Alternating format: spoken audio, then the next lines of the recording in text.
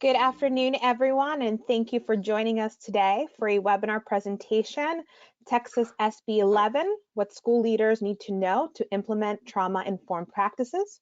My name is Maria Nuesi, and I am your host today.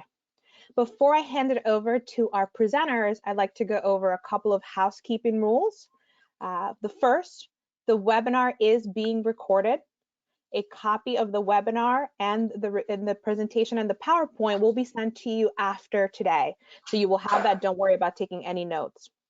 In addition, as an attendee, you're in listen only mode, so we cannot hear you. However, on the right-hand side of your screen, you will be able to submit questions. And at the end of the webinar, we have allotted time to go over as many questions as we can. So definitely keep sharing those via the question box in your interface. And last, for those of you that are on social media, you can connect with us on Twitter. You can follow us on Cognito or use the hashtag Cognito webinars to ask questions, share comments, and we'll be keeping an eye on that throughout the webinar presentation. Now, before I hand it off, I want to share a quick poll questions with all of you. So if you can come back to your screen for a second and share your response with us.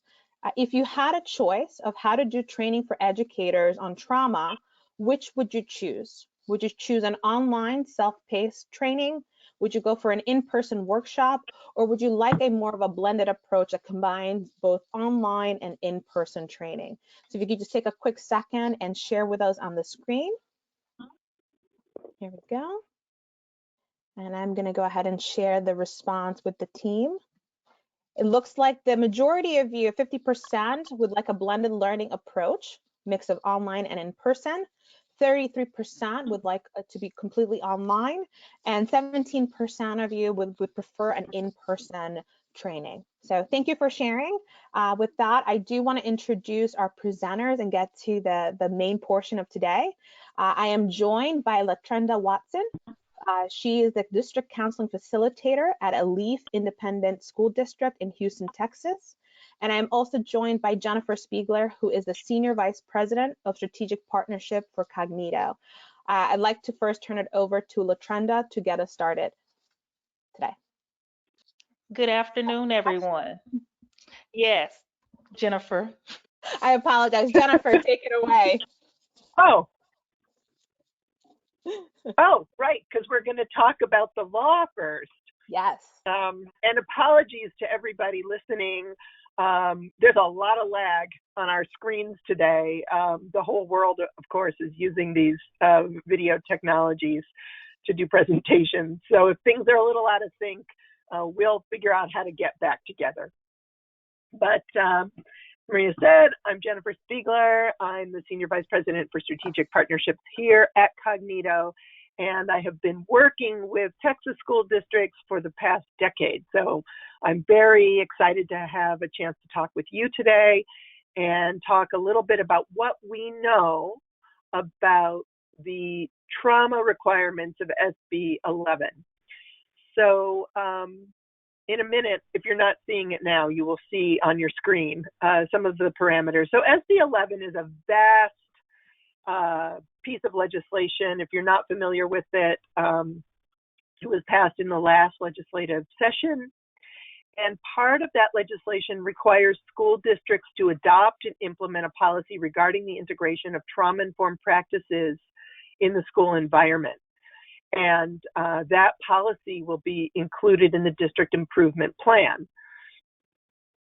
And in addition, the policy has to address resources for increasing staff and parent awareness of trauma-informed care, implementation of trauma-informed practices and care by district and campus staff, and available counseling options for students affected by trauma and grief.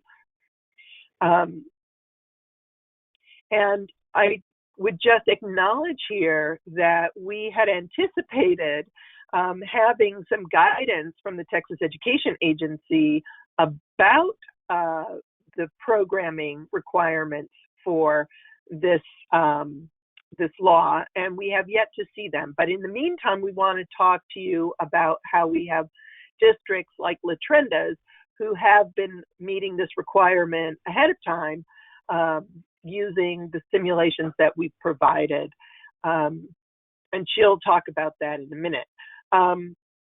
But this is a requirement for new district employees and for existing district employees. For those of you who remember the implementation of suicide prevention training a few years ago, similarly, they want to get everyone trained and then start adding new employees to the district in each subsequent year. One of the aspects of this requirement is also to maintain records that include the name of each district staff member who participates in the training, and to be able to report annually back to the TEA information about the number of staff trained and the total number of teachers, principals, and staff employed, teachers, principals, and counselors employed by the district. So, and there's a little piece at the very end of that that talks about resources and whether the state will come in and provide resources for training. So the idea is that everyone should and must be able to do this. So that's the law as it pertains to trauma.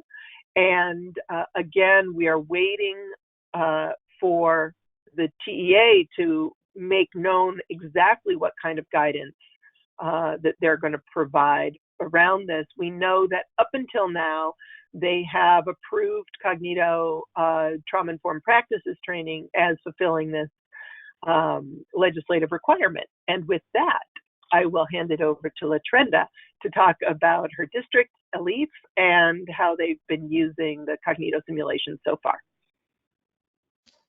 Thank you, Jennifer. Good afternoon to everyone once again.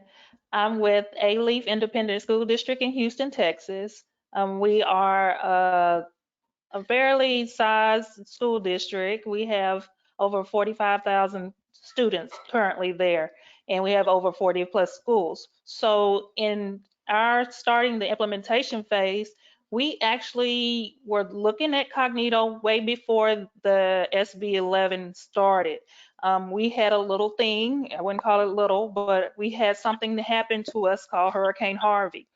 And based on Hurricane Harvey, we wanted to build upon the trauma that was being seen based upon Hurricane Harvey. So as we re-entered back into the school district, we looked at certain programs to assist us in our trauma-informed practices. So thanks to UNICEF and Mental Health America Greater Houston, we had they given us Cognito, at-risk Cognito, for free based on their grant. So we wanted to thank them for that. So we started the implementation early, and based upon that and building upon that scene, SB-11 tend to happen the next school year. So in the midst of that, we began district implementation, even though we've already started during Hurricane Harvey when we re-entered the school district. So as we started to be in coherence with SB-11 from the 2019 legislative school year, our district implementation began with great support from our superintendent, Mr. Chambers, from our deputy superintendent of instruction, Ms. Montgomery, and also from our district counselor, director, Dr. Baldwin. They all saw what we were doing and they appreciated, and they felt like it was very good to continue the use of Cognito. So from that implementation, starting at all the way at the top, we came down to our principals. We showed the principals what the aspects of Cognito was, what happened, how can they use it within their school district, within their schools, and the benefits of it. So based upon that, the principals ran with it on their campuses, and then they began to start the implementation process. So the next slide, please. So we began to look at the usage from all parts of the campuses. Elementary schools, we have over 30 elementary intermediate campuses. So that number will probably look a little larger. And then our middle school, we have 6 middle schools and we have 7 high schools. So that's why those numbers may look that way to you, because more people at certain levels. Um, and each campus was allowed to look at how they would do the implementation. Principals may have let them do it during a meeting. They may do it during a staff meeting. They may implement it after school process. Thankful to the use of our counselors. Our counselors led some of that implementation on the campuses also. So it served as a wide range to make sure everyone understood the benefits of looking at trauma-informed care for the benefits of our students. The next slide.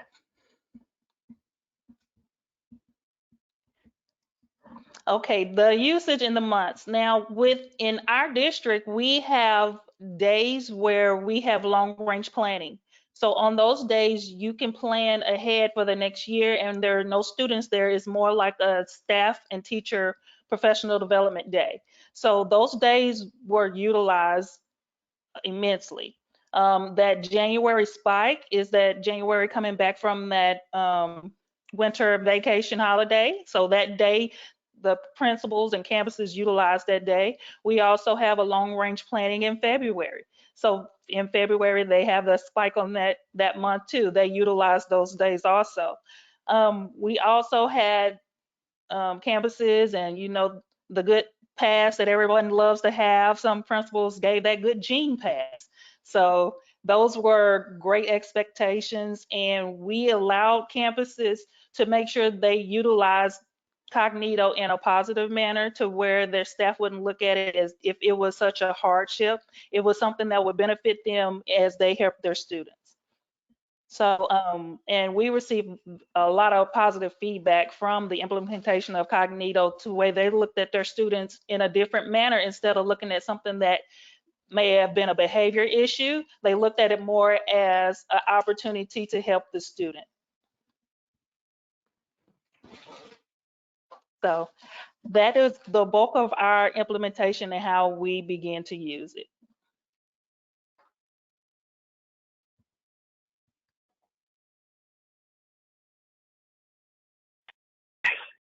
Thank you so much, LaTrenda. And we're so glad that you had the access to the simulations through UNICEF and MHA, and that you were able to get really great use out of them.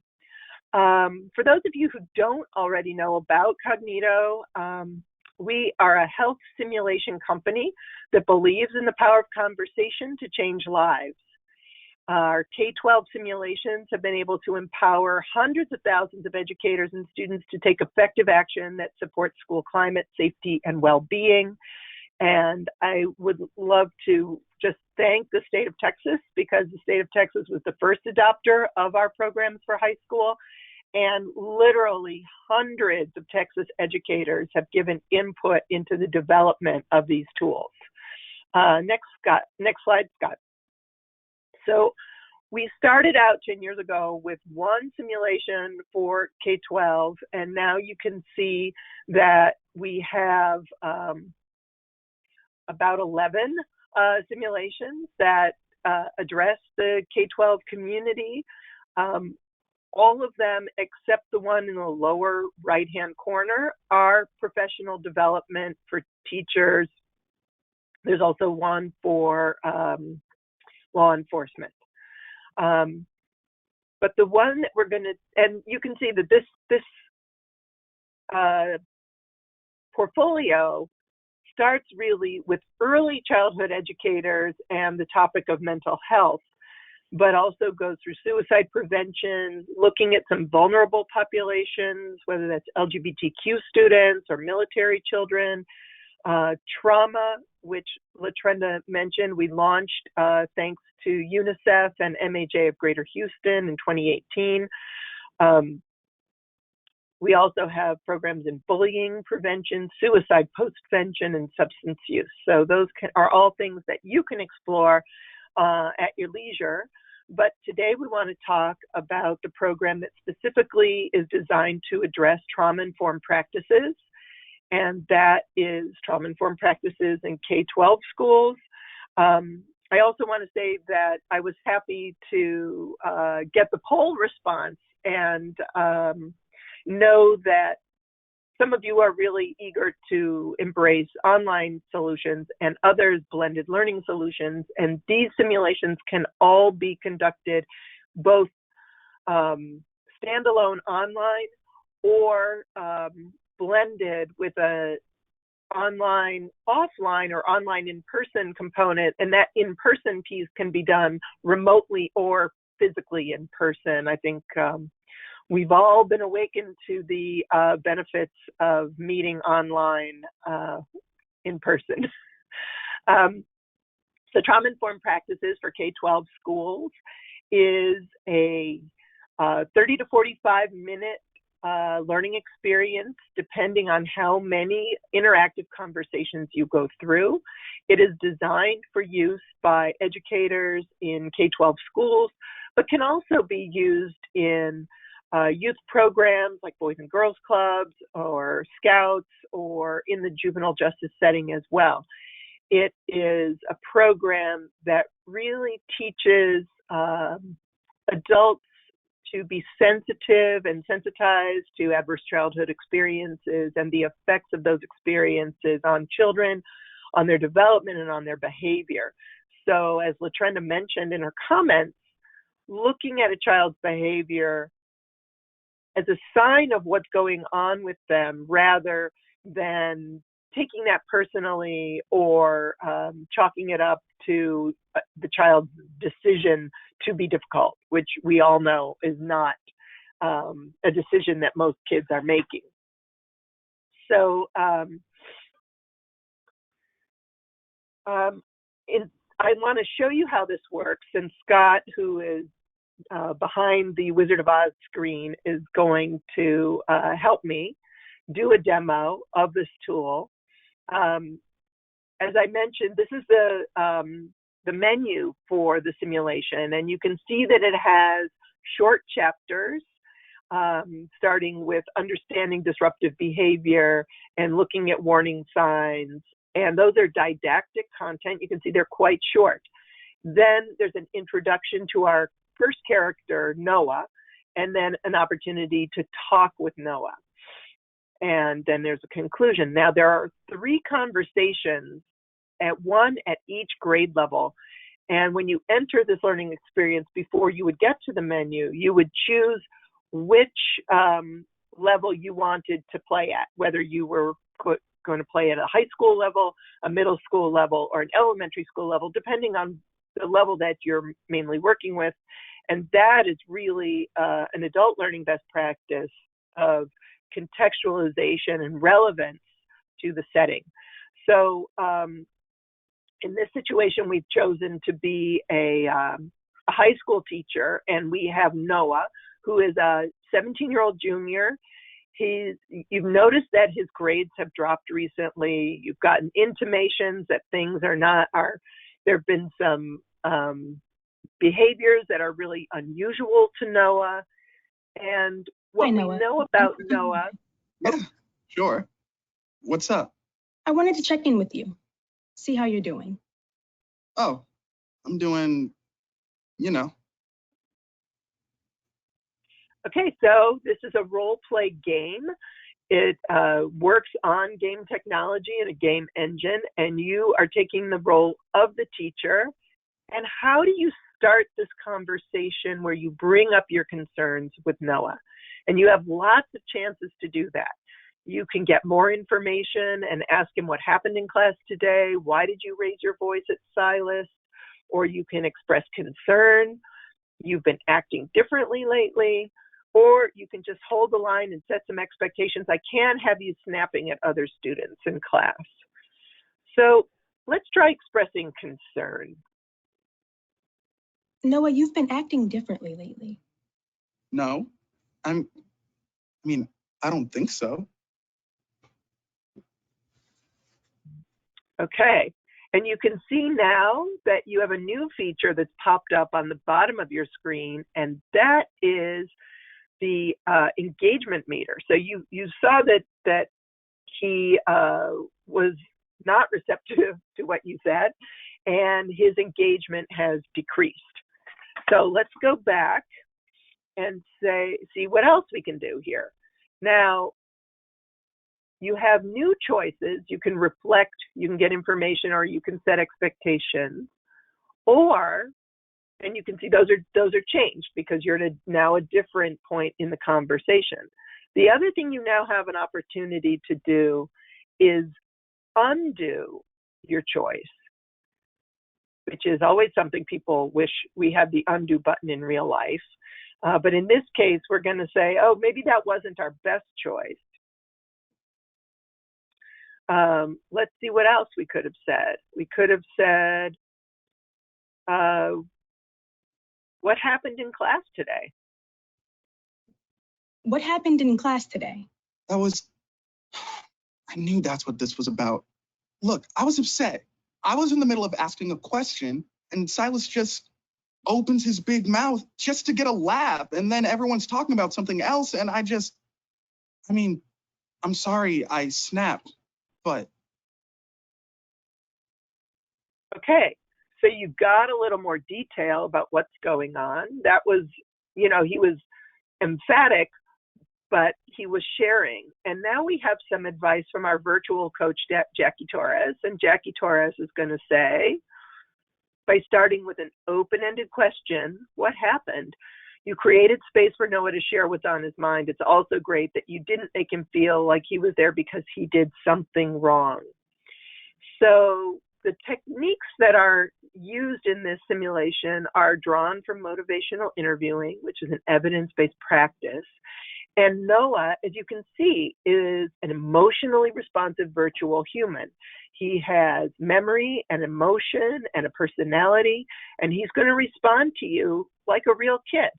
And he might shut down. He might, get angry. He might take this in a different direction. But what we're trying to communicate is your word choice, your behavior, the intentions that you bring to this conversation really can make a difference in the outcome. And I think that's really what we're trying to, the kind of skills that we're trying to instill in educators when they need to sit down with a student. So this is a chance to practice in a safe online space where you can make mistakes, you can think about what you want to say next, and really make that a preparation for a real life conversation. And we know from the extensive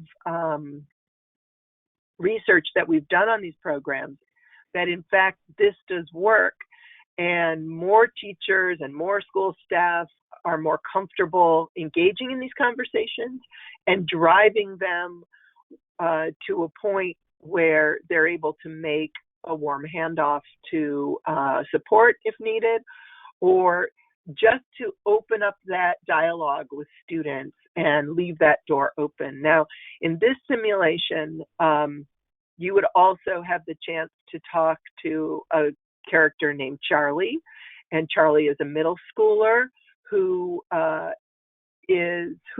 usually a very engaged middle schooler, and her behavior has changed now that you're reading a particular book that she's finding very triggering because of her past at home. The elementary school conversation is with a little boy named Lucas, whose family has been burned out of their house, and now they're all crammed in like we are today. In their case, they've gone to live with grandma. So their parents are arguing, and he's not getting a lot of sleep, and he's feeling very anxious. So as I mentioned, these can be delivered, all of our simulations can be delivered as standalone programs, or using our facilitator's guide to help you or whoever is the site leader in your building to lead a conversation with the staff where they can talk about what we experienced in the simulation and relate it to what's going on in real life, in our setting, in each building. What are the referral protocols and practices? What are the resources that we have for students and families to address trauma? So that's, I think, where we're going to leave it. Maria, I think you were going to join us with some questions. Yes, thank you both, Latrenda and Jennifer, for sharing with us and giving us an overview of the trauma-informed practice of simulation, as well as how it's being utilized in a district already in Texas. I want to invite all of the attendees to use the question box on the right-hand side of your screen to ask any questions. We have a few minutes left. I am going to start with one question that came in, which is the training mandate has a reporting component. How does Cognito support the reporting requirement under the training mandate? Jennifer. Well, when we work with districts directly, we create an administrator portal where the administrator can go on a daily basis to download their reports, and they can get reports, a summary report that will give them the whole district utilization, and then a drill down by school, so they can see which of their schools have been active and which of them are maybe needing a little push. And they can also get individual data, so to compare their rosters with the roster of who's taken the training. And I think, Latrenda, you've used those reports. Yes, and I am for the district, I am the person who has administrative call over the Cognito. So I do give campuses reports. So those principals who would like to see how the campus are doing at the time, so I can print them out the report and send them a message of the numbers. We can also check it as a district to see how we are, and then we can also provide that information to TEA and to let them know as we receive 100% of the district trained by Cognito, or we have more to go. So the way that Cognito has it set up is very good for multiple reports. And any problem that I have or may need from a report that's not in there that I see, I can also contact Cognito and they'll do that report for me. And I have some exciting news, which is our tech team is developing a tool where schools will be able to upload their rosters and get a comparison with their Cognito roster automatically. So we're excited about that. That'll be excellent, I know. Because you have a lot of people to look for. And it's great to know who took the training, but it's really what you want to know is who didn't. And so I think we're hoping, I might be talking out of school, but I think we're going to be ready to roll that out in July. So for the next school year, you'll have that opportunity. Maria, do we have some more questions? Yes, thank you. Thank you for both for answering. The next question is around program evaluation. You talked about the report that sort of looks at who's taking the training, but is there an ability to evaluate the program and see how it's impacting the school and if it's having that change in the classroom? We do ask all users to complete a pre, a post, and a follow-up survey. The pre-survey is delivered to the user just prior to their taking the simulation. The post-training survey is delivered to them before they're marked complete. So we have very good pre and post data. And the follow-up survey is delivered to the email address that they use to register in our system and is usually delivered at the 60-day mark. That's something that clients can customize. So we do have very robust data already for this program, and that will be hopefully published within the next 12 months. But like our other simulations, we're getting really good data back on effectiveness, and we do share those survey results with our partners so they can see what kind of comments are coming in, how people are changing their behavior. A new measure that we've recently added is around stigma, and we're really excited about the stigma data that's coming out too. Great. And since we're at the hour, the last question that just come up a couple of times is around pricing and how can a district, how is that done? How can a district inquire about that? Can you just share really quickly? Yeah, so pricing is done on a, we do district level pricing based on the teacher headcount. But when we serve an entire district, we then make the simulation available to all district staff.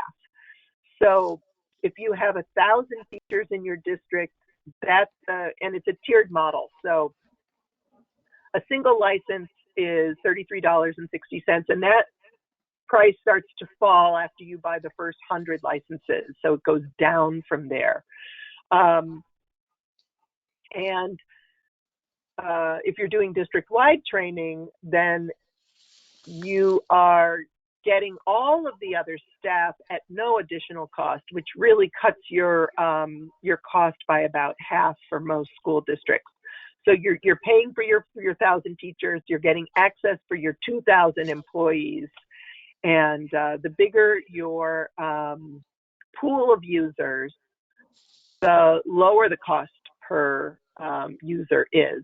So for example, in Texas, the Educational Service Cooperative might decide that they're going to aggregate the buying power for those districts in its footprint or that it serves, and then be able to provide that at much lower cost per head than a single small district would be able to do.